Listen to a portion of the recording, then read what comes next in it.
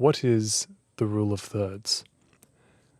If you're perhaps new to photography or video, you may not have come across this term before, but it's a rather simple thing to understand once you get the hang of it.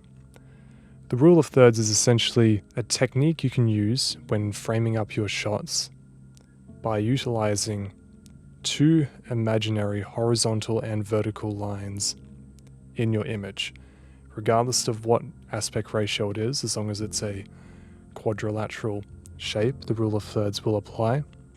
And you can often see this on many cameras as a rule of thirds setting. Even in most smartphones nowadays, they do have a rule of thirds setting on it.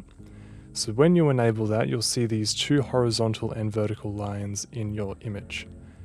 And it was discovered many years ago in painting, then in photography, and now in video, that if you align your subjects or points of interest in your image on those imaginary lines, or in particular the intersecting points of those lines where the horizontal and vertical ones connect, it draws the viewer's eye in.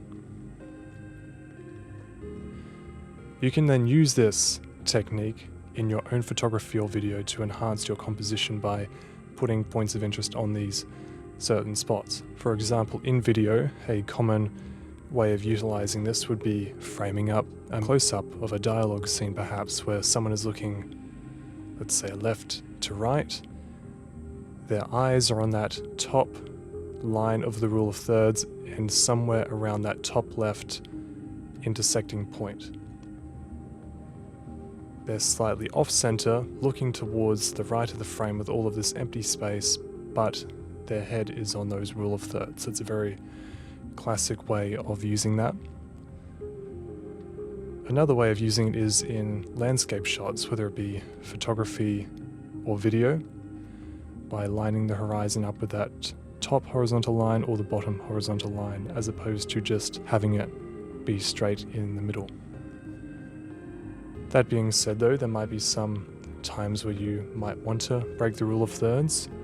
It's not a hard and fast rule. There might be certain situations where it might benefit from that, but obviously it's good to know why the rule exists before you attempt to break it.